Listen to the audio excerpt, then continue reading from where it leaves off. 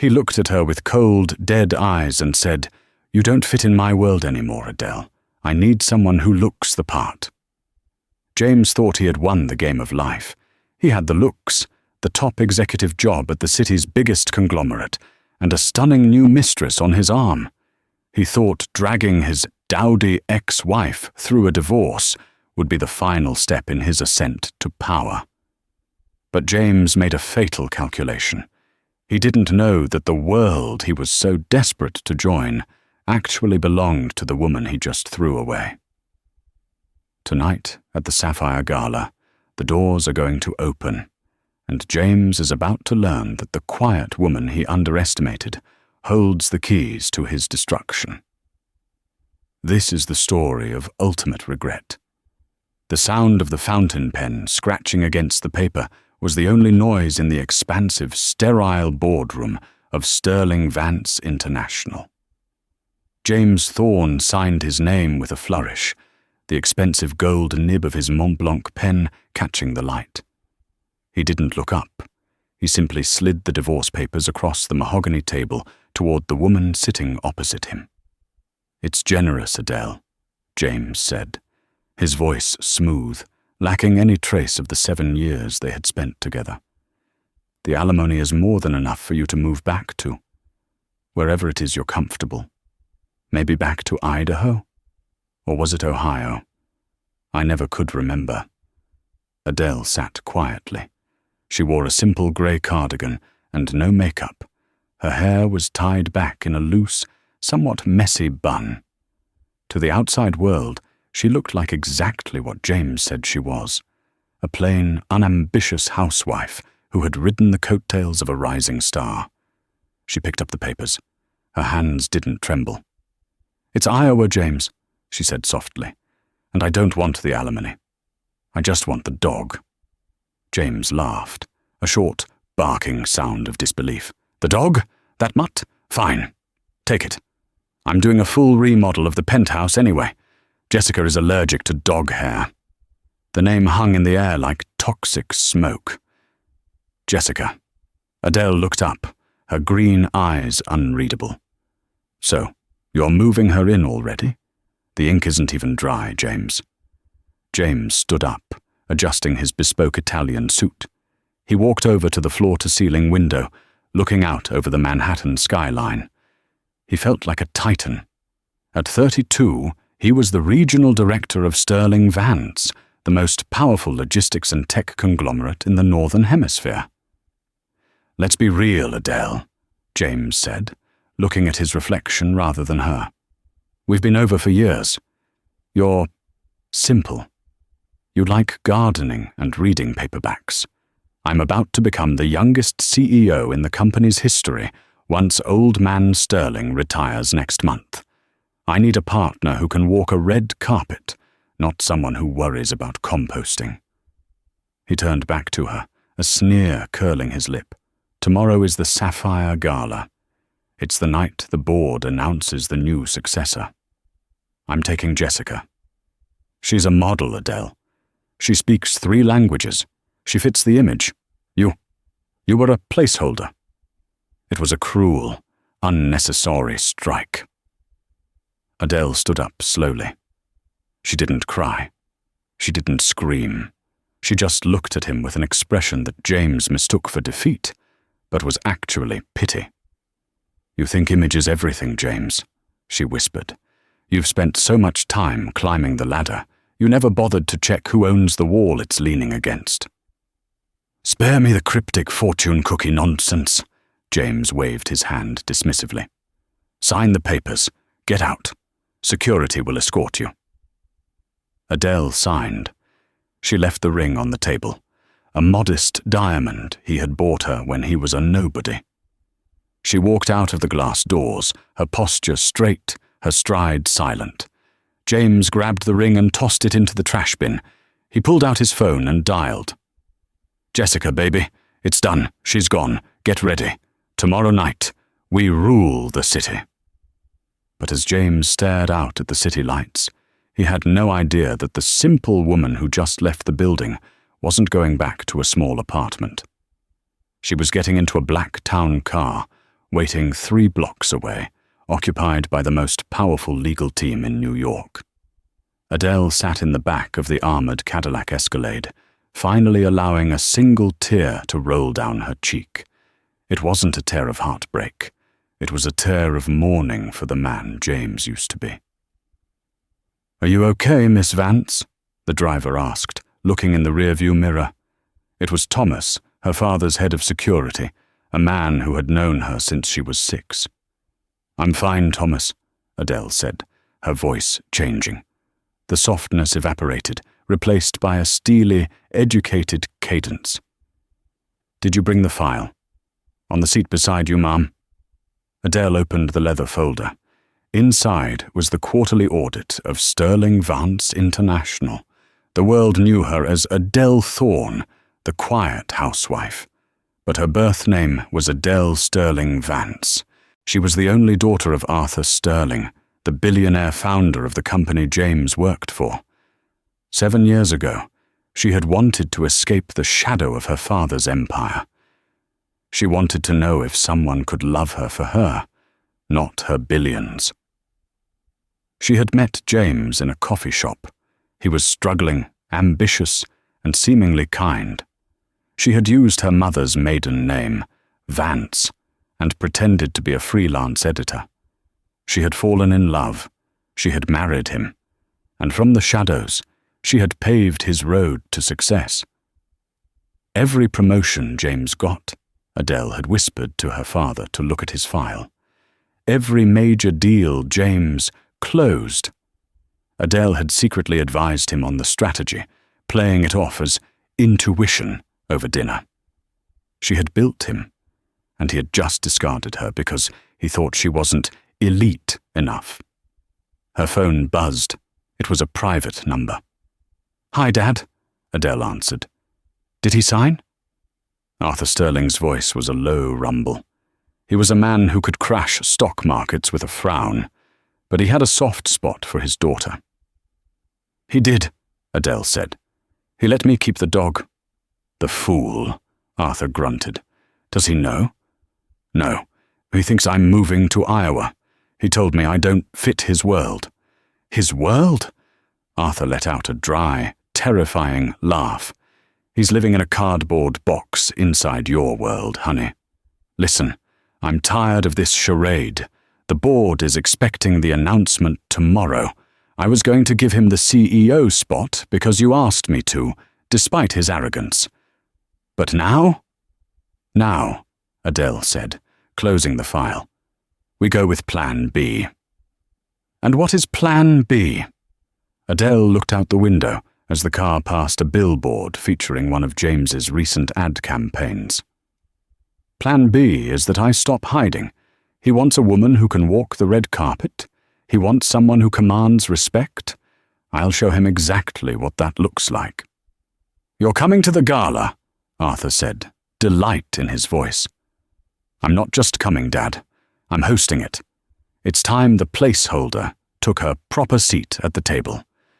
Make sure security knows not to let James in through the VIP entrance. If he wants to be elite, let's see if he can survive the Shark Tank without me holding his hand." "And the mistress?" Arthur asked. "Let her come," Adele said coldly. "I need a witness." She hung up. She pulled the pins out of her hair, letting the golden waves fall over her shoulders. She wiped the modest lipstick off her face. The simple housewife was dead. The heiress had returned. The grand ballroom of the Pierre Hotel was transformed into a shimmering ocean of blue and silver. This was the Sapphire Gala, the most exclusive corporate event of the year. Senators, tech moguls, and A-list celebrities mingled under chandeliers that cost more than most houses. At 7:30 p.m., a sleek red Ferrari pulled up to the valet. James stepped out, looking every bit the movie star. He wore a midnight blue tuxedo, custom-made on Savile Row. On his arm was Jessica. Jessica was undeniably beautiful, in a loud, flashy way. She wore a dress that was cut too low and slit too high, covered in sequins that caught the light aggressively. She was 23, a chaotic mix of ambition and naivety. "Oh my God, James," she squealed, snapping a selfie with the red carpet in the background. "Look at this place.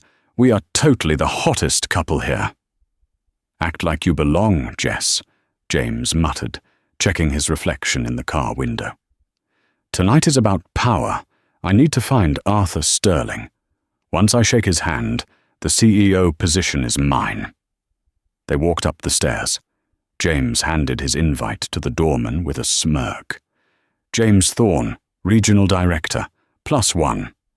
The doorman, an older man with white gloves, scanned the list. He paused. He frowned. "Is there a problem?" James asked, his patience instantly fraying. "Mr. Thorne, yes, you're not on the VIP list." James felt a flush of heat on his neck.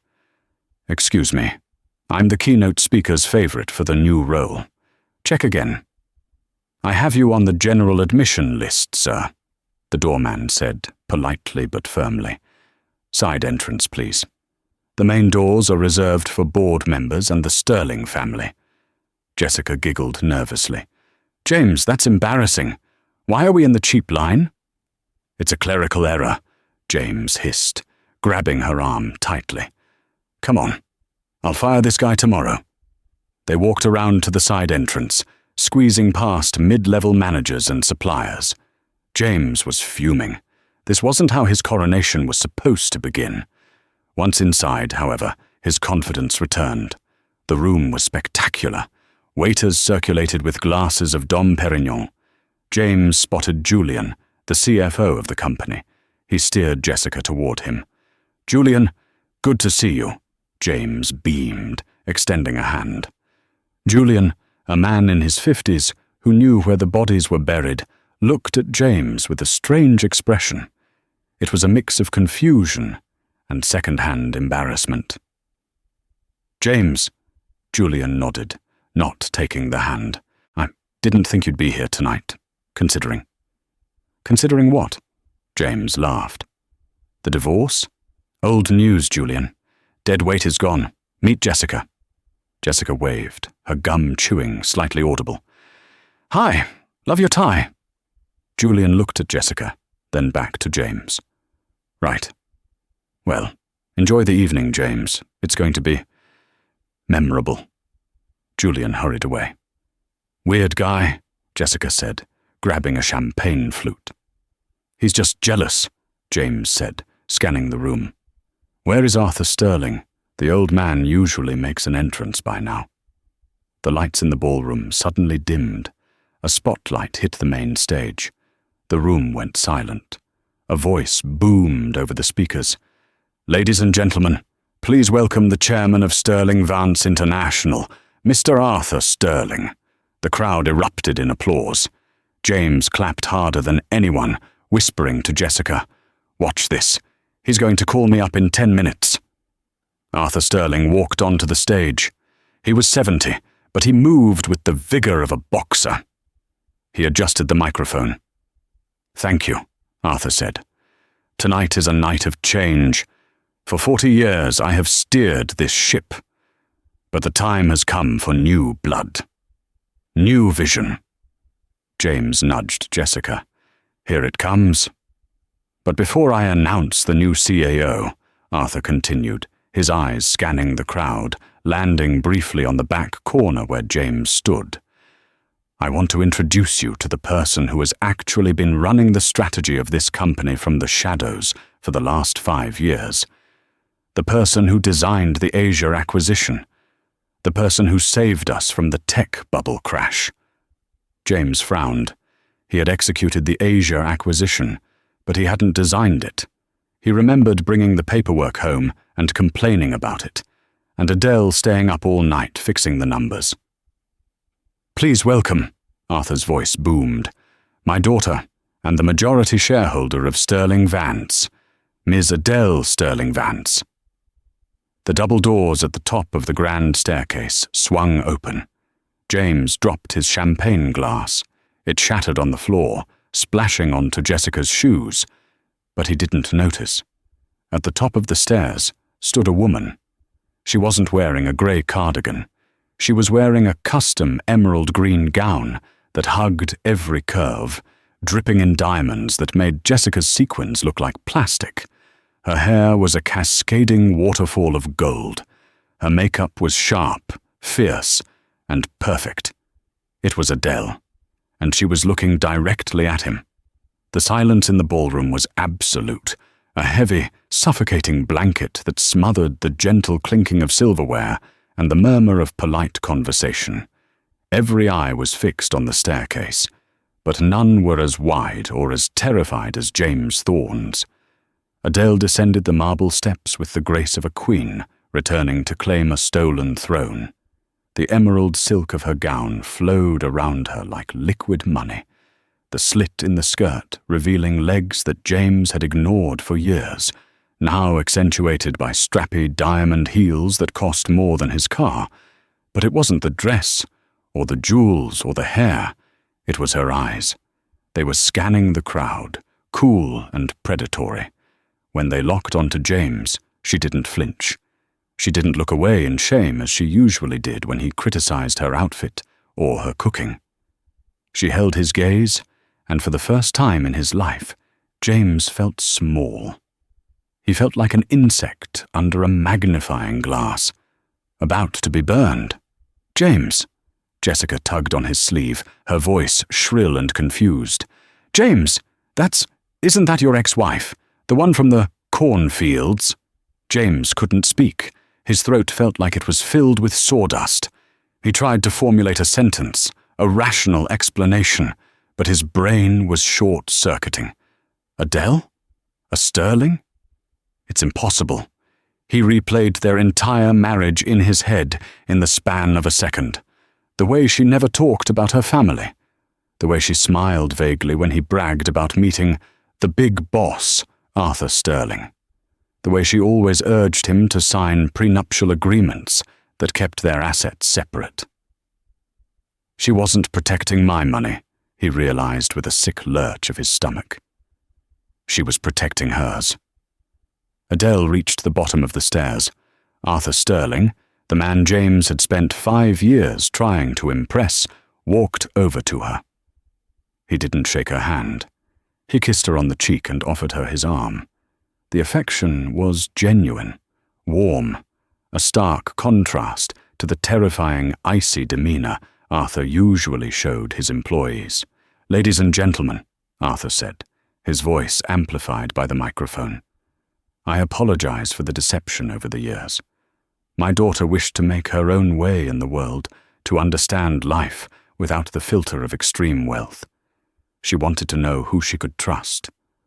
And tonight, I believe she has her answer." A ripple of whispers went through the crowd.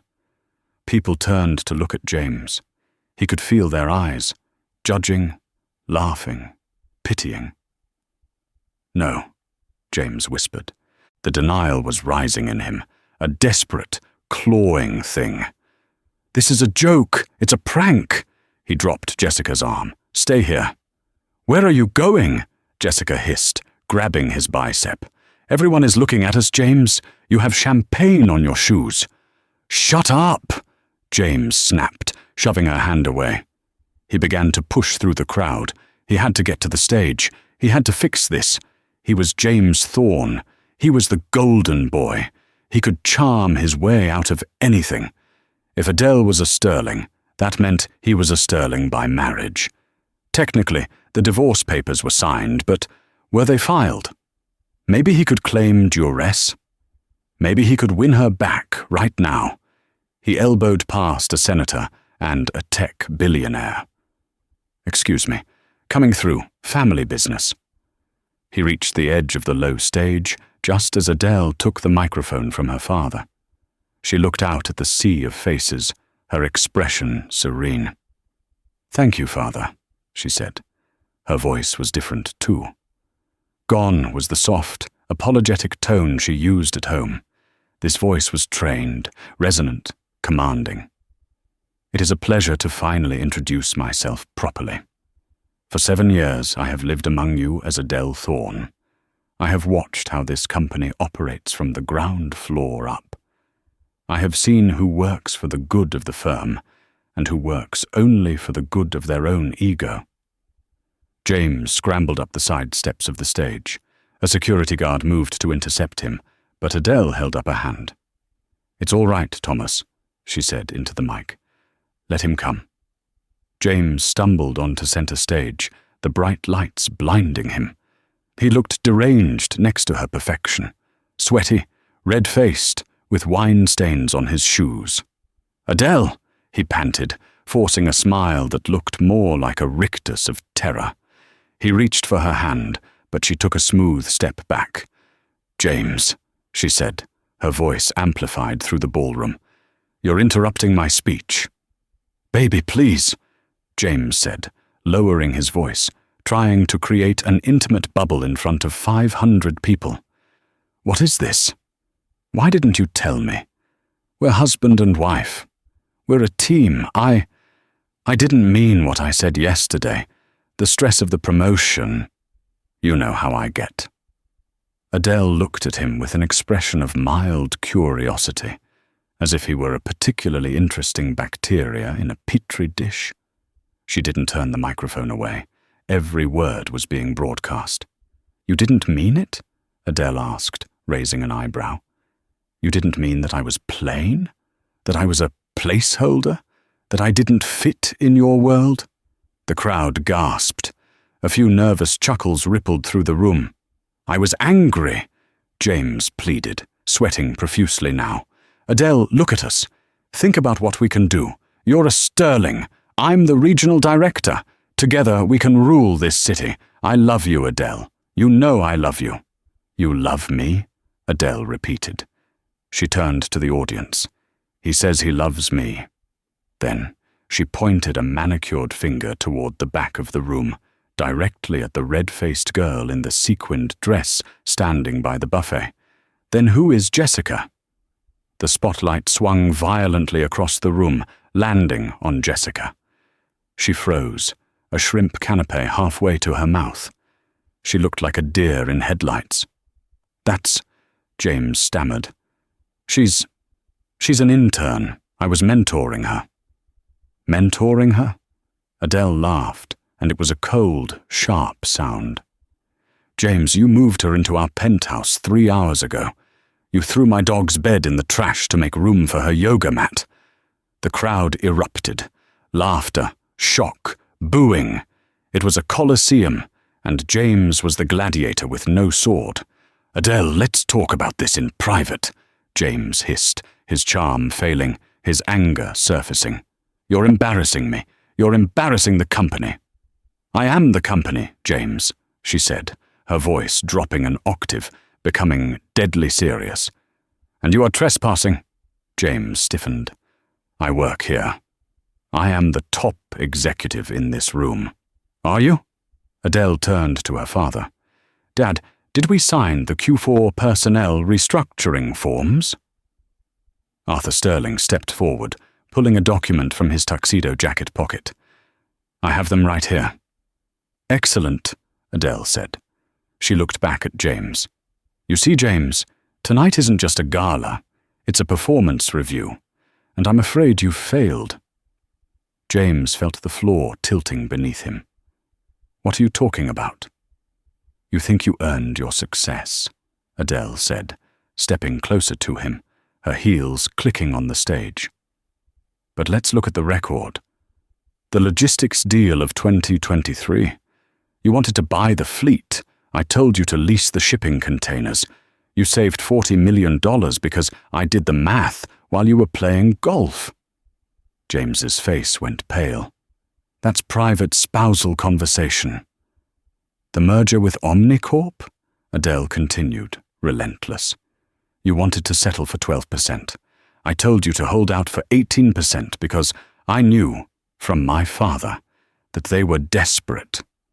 I wrote your negotiation script, James.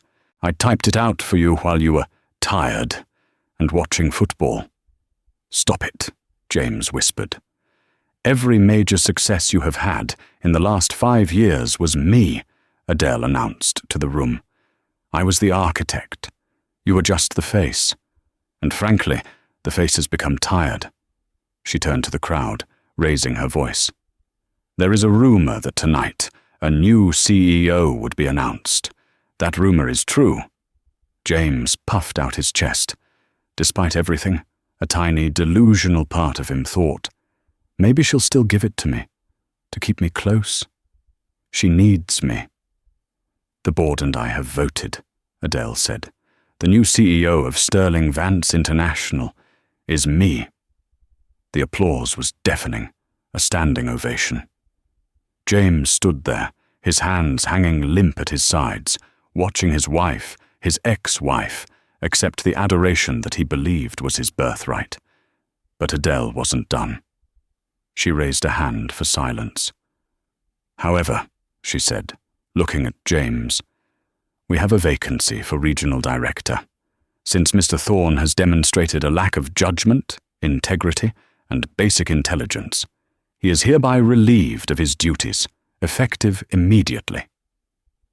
"You can't fire me," James screamed, his voice cracking. "I have a contract. I have a severance package. I'll sue you for everything you're worth." Adele smiled. It was the smile of the wolf who has already eaten the sheep. "Oh, James," she sighed. "You really should have read the divorce papers before you signed them yesterday. Specifically, page 42, paragraph C. The mention of page 42 hung in the air like a guillotine blade. James stared at her. "What?" "You were so eager to get rid of me," Adele explained, her voice projecting clearly to the back of the room where the press photographers were now flashing their cameras like a lightning storm. "You were so desperate to clear the decks for Jessica that you didn't read the non-compete and conduct clause I added to the settlement." She signaled to the large screen behind the stage. The tech team, clearly prepped for this moment, projected a PDF of the document James had signed less than 24 hours ago. There was his signature, sloppy, arrogant, rushed. "Let me read it for you," Adele said, turning to look at the screen. "In the event that the signatory, James Thorne, engages in acts of public infidelity or conduct detrimental to the reputation of the Sterling family prior to the finalization of the decree, all severance, stock options, and bonuses are forfeited. Furthermore, the signatory acknowledges that any intellectual property or business strategies developed during the marriage remain the sole property of the spouse, Adele Sterling Vance." The room went silent. "You signed away your stocks, James," Adele said softly. "You signed away your bonus. You even signed away the rights to the projects you claimed were yours. You have nothing. You leave this company with exactly what you brought into this marriage, your ego, and a cheap suit." James felt his knees give way. He actually staggered. This is entrapment." "It's business," Adele corrected him. "You always said business was about survival of the fittest. You just didn't realize you were the prey." She turned to the security guards. "Thomas, please escort Mr. Thorne off the premises and take his company phone and car keys. Those are Sterling Vance property." Thomas, the burly driver who had comforted Adele earlier that day, stepped onto the stage. He didn't look like a driver anymore. He looked like an enforcer. He grabbed James by the arm, not gently. "Let go of me," James shouted, thrashing. "I'm a VIP. I'm the director." "Move, Mr. Thorne," Thomas grunted, dragging him toward the stairs. As James was hauled down the steps, stumbling and nearly falling, he looked frantically into the crowd for an ally. He saw Julian, the CFO. "Julian, do something. Tell them how much money I made for this company." Julian took a sip of his champagne and deliberately turned his back on James, striking up a conversation with a potted plant. James scanned the room for Jessica.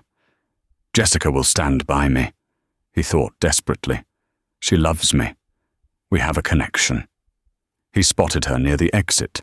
She was frantically typing on her phone. As James was dragged closer, she looked up. "Jess!" James yelled. "Jess, call a lawyer! Get the car!" Jessica looked at James, sweaty, disgraced, fired, and broke. Then she looked up at Adele on the stage, powerful, rich, and triumphant. Jessica put her phone in her purse. She didn't step forward. She stepped back. "I don't think so, James," she said, loud enough for the nearby crowd to hear. "You told me you were the CEO. You told me she was crazy. I don't date liars or losers." She turned on her heel and walked out the door, the sequins on her dress flashing like a warning sign. "Jessica!" James screamed.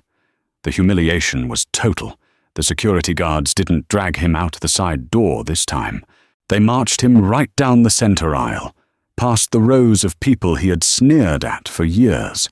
He saw the faces of secretaries he had yelled at, junior associates he had stolen credit from, and rivals he had mocked. They were all smiling. Some were even recording with their phones. Thomas shoved James through the main doors of the Pierre Hotel and onto the cold pavement of Fifth Avenue. "My coat!" James sputtered, shivering in the night air. "I left my coat at the coat check." "Consider it a donation to the foundation," Thomas said, standing in the doorway like a bouncer at the gates of heaven. "And Mr. Thorne?" James looked up, tears of rage and shock stinging his eyes. "If you ever come near Miss Adele or the Sterling building again," Thomas said, his voice dropping to a gravelly whisper, "I won't be calling the police. I'll be handling it personally. Do you understand?" James nodded, terrified. Thomas reached into his pocket.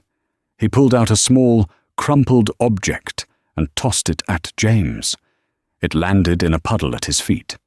It was the Mont Blanc pen James had used to sign the divorce papers. "You might need this to fill out unemployment forms," Thomas said. The heavy glass doors slammed shut.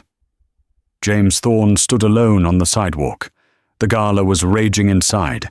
He could hear the music and the applause for his wife.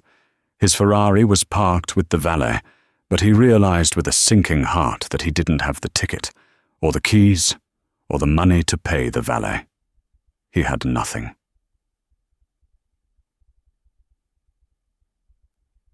Inside the ballroom, the atmosphere had shifted from shock to celebration. The dead weight had been cut loose, and the true leader had emerged. Adele stood on the stage, her hand trembling slightly now that the adrenaline was fading. Her father placed a hand on her shoulder. "You did good, kid," Arthur whispered. "You did good." Adele looked out at the crowd. She saw respect. She saw awe, but she felt a strange hollowness. Revenge, she realized, was a dish best served cold, but it didn't fill you up. She took the microphone one last time. "Thank you," she said. "Now let's get to work. We have a lot of cleaning up to do." As the band struck up a jazz number and the waiters began serving the main course, Adele walked off the stage. She needed air. She needed a moment to breathe before the board members descended on her. She walked toward the balcony doors, signaling to Thomas that she wanted to be alone. He nodded and stood guard at the entrance. Adele stepped out onto the stone balcony overlooking Central Park. The city lights twinkled like fallen stars. She took a deep breath of the cool air, closing her eyes. It was over. The lie was over. James was gone. "Quite a show, Mrs. Thorne. Or should I say, Ms. Sterling." The voice came from the shadows of the balcony corner. It was deep, smooth, and laced with a dangerous kind of amusement. Adele spun around, her hand instinctively going to her throat. She hadn't realized anyone else was out here. A man stepped into the light. He was tall, taller than James, with broad shoulders that strained against a tuxedo that was blacker than the night. He had dark hair, a sharp jawline, covered in a day's worth of stubble, and eyes that were the color of steel. He held a lit cigarette in one hand, though he didn't seem to be smoking it. Adele recognized him instantly and her blood ran cold. It was Gabriel the Wolf Moretti. If James was a corporate shark, Gabriel was the Leviathan. He was the head of the Moretti Syndicate, a family that ran the construction unions, the shipping docks, and half the politicians in New York. He was a man her father had strictly forbidden her to ever do business with. He was dangerous. He was lethal. And he was currently smiling at her. "Mr. Moretti," Adele said, her voice steady despite her heart hammering against her ribs. "This is a private party. I don't believe you were on the guest list." "I don't do lists, Bella," Gabriel said, taking a slow step toward her. He tossed the cigarette over the balcony rail. "I came to see the coronation, and I must say, watching you dissect that poor excuse for a man was the most entertaining thing I've seen in a decade." "What do you want?" Adele asked, backing up until her waist hit the stone railing. Gabriel stopped. He was close enough that she could smell him. Expensive scotch, tobacco, and gunpowder. "I want to make a deal," Gabriel said. "We don't do business with criminals," Adele shot back. Gabriel laughed. "Everyone is a criminal, Adele. Some of us just have better tailors. Besides, with your ex-husband gone, you have a vacancy in your logistics department, and I control the docks. You need me." "I don't need anyone," Adele said defiantly. Gabriel leaned in, his face inches from hers. His eyes dropped to her lips, then back to her eyes. "You needed a husband who could see you," Gabriel whispered. "James was blind. But I see you, Adele. I saw the fire in you tonight. And I think you and I could burn this whole city down together." Adele felt a flush of heat that had nothing to do with anger. This was dangerous. This was wrong. This was exactly the kind of trouble she should run from. But as she looked into the predator's eyes, she realized something terrifying. She didn't want to run. The air on the balcony seemed to vibrate with tension. Adele stared at Gabriel Moretti, her heart hammering against her ribs like a trapped bird. Logic screamed at her to run. This man was a predator, a kingpin whose name was whispered in fear across the 5 boroughs.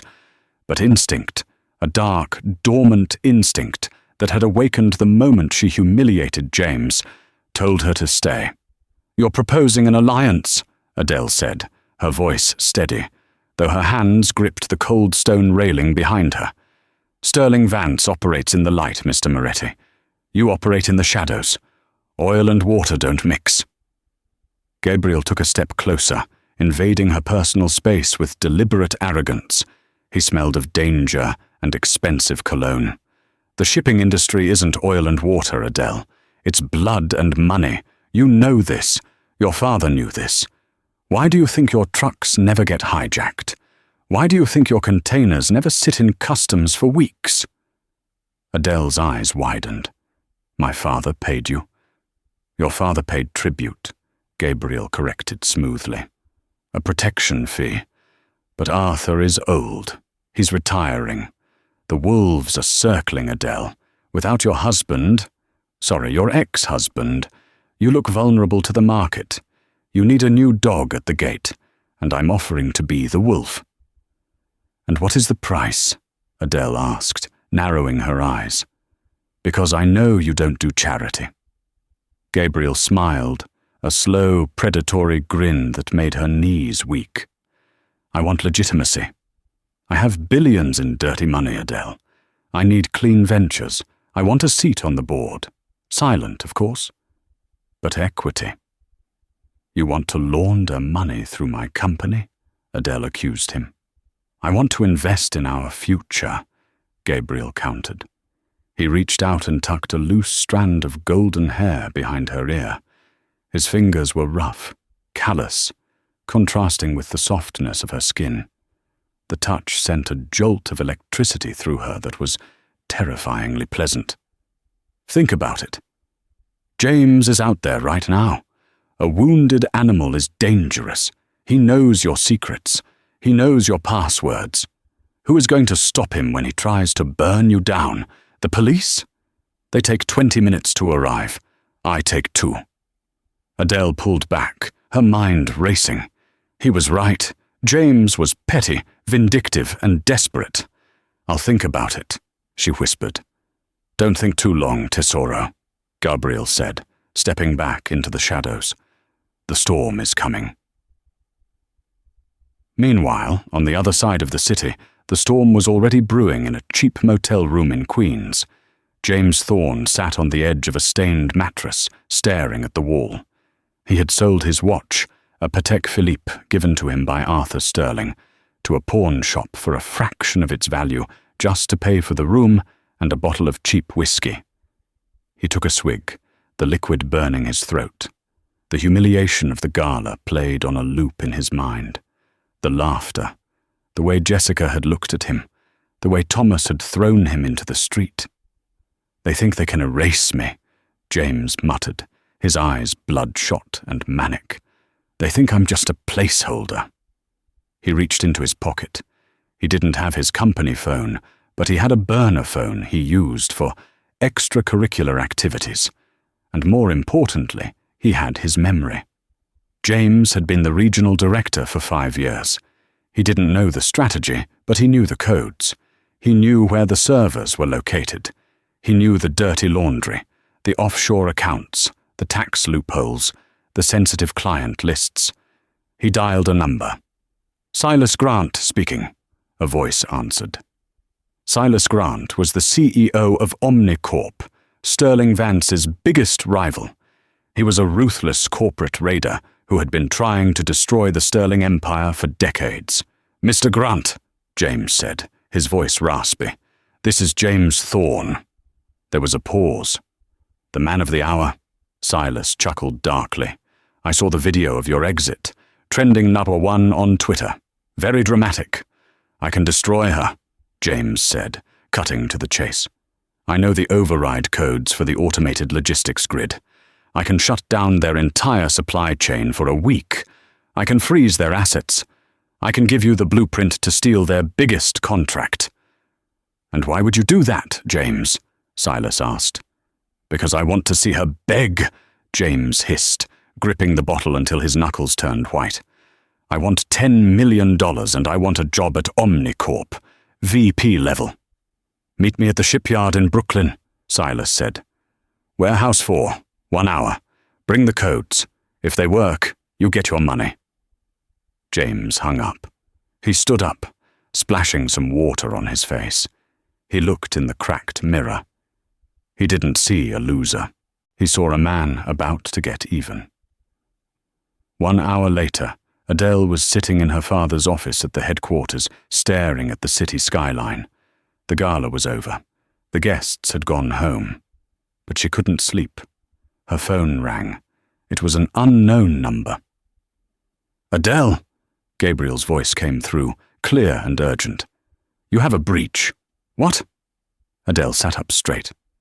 Who is this? It's Gabriel. Listen to me.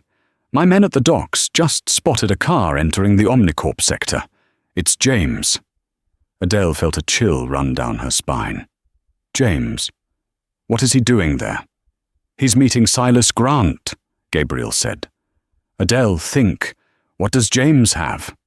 The override codes, Adele gasped. He never changed them because he was too lazy to memorize new ones. If he gives those to Silas, they can paralyze our fleet. It will cost us billions. It will bankrupt the company by morning. I can stop him, Gabriel said. His voice was devoid of emotion, purely tactical. But if I intervene, there is no going back. We are partners. You owe me. Adele hesitated for only a fraction of a second. She looked at the portrait of her father on the wall, the legacy he built from nothing. She thought of James's smug face when he served her the divorce papers. Do it, Adele said. Stop him. Stay by the phone, Gabriel said. The line went dead. The Brooklyn shipyard was a graveyard of rusted metal and shipping containers shrouded in fog. James parked the stolen sedan he had hot-wired, a skill he learned in his rebellious youth, and walked toward Warehouse 4. 2 large men in suits were waiting for him. They frisked him, took the burner phone, and led him inside. Silas Grant was sitting on a wooden crate, flanked by 3 more bodyguards. He looked like a vulture in a tuxedo. "Mr. Thorne?" Silas smiled. "You look terrible." "Cut the small talk," James spat. "Do you have the money?" "I have a transfer ready," Silas said, tapping a tablet. "But first, the codes," James recited the sequence from memory. Alpha 7 Tango Break 44. Authorization, M. Thorne Admin. Silas typed it in. He watched the screen. Green lights flashed. Access granted. "Incredible," Silas laughed. "We're in. I have control of the Sterling fleet. I can reroute every ship to Antarctica if I want." "The money," James demanded, extending a shaking hand. Silas looked at him with pity. James, you really are an amateur. You just admitted to corporate espionage and cyber-terrorism in front of witnesses. Why would I pay you when I can just blackmail you?" James's face fell. "We had a deal." "Deals are for equals," Silas sneered. "You are a liability. Boys, get rid of him. Make it look like a robbery gone wrong." The bodyguards stepped forward, cracking their knuckles. James backed away, terror seizing his throat. "No, wait! I have more info." "Goodbye, James," Silas said, turning his back.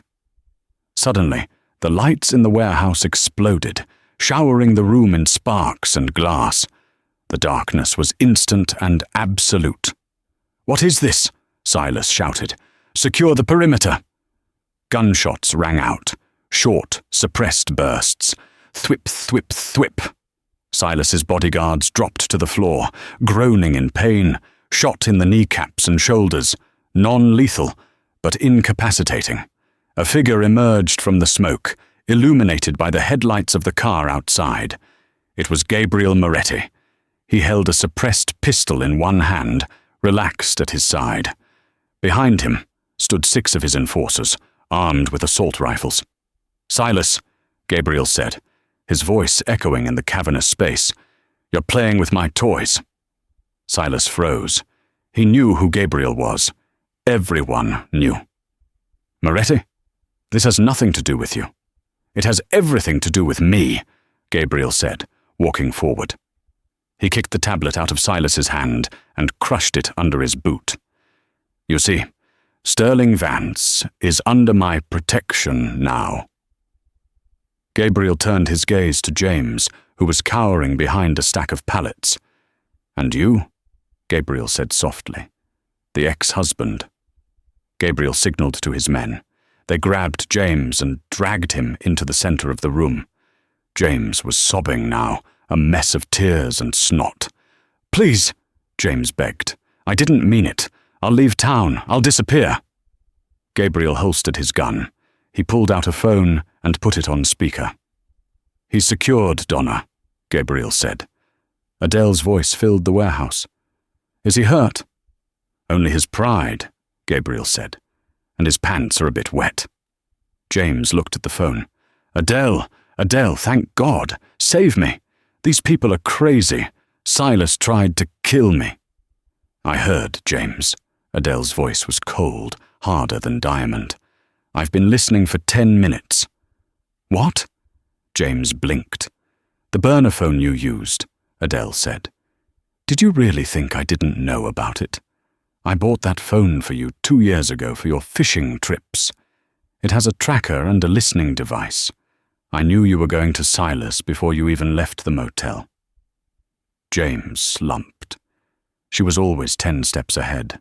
"Gabriel," Adele said, "let Silas go. He knows the rules. If he tries this again, I'll buy his company and strip it for parts." "Agreed," Gabriel said. He nodded to Silas, who scrambled out of the warehouse without a backward glance. "And James?" Gabriel asked. There was a long silence on the line. James held his breath. "Bring him to the Gala hall," Adele said. "There is one last thing he needs to see." 30 minutes later, James was thrown through the doors of the empty Pierre Hotel ballroom. The cleaning crew was gone. The room was dark, save for one spotlight on the stage. Adele was sitting on a chair in the center of the stage. Gabriel stood behind her, a silent sentinel. But there was someone else there. Standing next to Adele, holding a tablet and looking completely composed, was Jessica. James rubbed his eyes. "Jess? What are you doing here? Get away from her." Jessica looked at him, her face devoid of the ditzy expression she had worn for months. She pushed her glasses up her nose, glasses James had never seen her wear. "Hello, James," Jessica said. Her voice was articulate, sharp, professional. "Or should I refer to you as Subject 402? "Subject what?" James stammered. "Jessica isn't a model, James," Adele said, standing up. She walked to the edge of the stage. "Jessica is a senior forensic accountant and private investigator from London. I hired her 6 months ago." James felt the room spin. "You hired her?" "I suspected you were stealing from the company," Adele explained. "But I needed proof, and I needed to know if your incompetence was deliberate or just natural stupidity. So Jessica went undercover." Jessica stepped forward. "It was quite a difficult role, James. Pretending to be interested in your stories about high school football was the hardest job of my career. But you made it easy. You bragged about the offshore accounts in your sleep. You showed me the hidden ledgers on your laptop to impress me." "It was a honeypot," James whispered, the realization crushing him. "The whole affair, it was a setup." "The affair was your choice, James," Adele said. "Jessica just gave you the opportunity. You dug your own grave. She just handed you the shovel." Adele threw a folder onto the floor in front of him. "That file contains evidence of embezzlement, corporate espionage, and fraud, enough to put you in federal prison for 20 years. James fell to his knees. "Adele, please, I'm family." "No," Adele said. "You were a mistake." She looked at Gabriel. "Give him the choice." Gabriel stepped forward, towering over James. He held out 2 items. In his left hand, a one-way plane ticket to a remote island in Southeast Asia. In his right hand, the phone with the police on speed dial. "Option A," Gabriel rumbled. "You leave tonight. You never return to the US. You never speak the name Sterling or Vance again. You live in a hut and fish for your dinner." "Option B," Adele finished. "We give the file to the FBI. You go to prison. And trust me, James, in prison, you won't be the boss. You'll be the placeholder for someone much worse than me." James looked at the ticket, then at the phone. He looked at the woman he had underestimated, the mistress who had played him, and the mob boss who was now the power behind the throne. He grabbed the ticket. "Good choice," Gabriel said. James stood up, broken. He walked toward the door. Before he left, he turned back one last time. "Who are you really, Adele?" he asked, his voice trembling. Adele stood next to Gabriel. The mob boss placed a protective hand on her waist. She didn't pull away. She leaned into it. "I'm the owner," Adele said, "and the house always wins." James walked out into the night, disappearing forever. Adele turned to Gabriel. The adrenaline was fading, leaving her exhausted, but exhilarated. "Is it done?" she asked. "The threat is gone," Gabriel said, "but the partnership is just beginning." He poured 2 glasses of whiskey from a flask in his jacket. He handed one to her. "To the Queen," Gabriel toasted, his eyes burning with an intensity that promised trouble, passion, and power. Adele clinked her glass against his. A smile played on her lips, not the smile of a housewife, but the smile of a ruler who had found her king. "To the wolf," she replied. They drank, the liquid warm and sharp, as the sun began to rise over a city that was now theirs to rule. And so, James Thorne learned the hardest lesson of his life. Never mistake silence for weakness, and never judge a book by its cover, especially when that book owns the library. He chased the glitter of a fake life and lost the diamond that was holding him up. Adele didn't just survive, she evolved. She embraced her power, cleared the rot from her life, and found an ally who saw her true worth. Sometimes, the person you discard is the very person holding the keys to your destruction. Wow, what a journey. If you enjoyed this story of betrayal, revenge, and the ultimate power move, please smash that like button. It really helps the channel. And tell me in the comments, do you think Adele made the right choice, allying with Gabriel, or did she just trade one danger for another? Type Team Adele if you think she's a boss. Don't forget to subscribe and hit the bell so you never miss a story. Thanks for watching, and see you in the next video.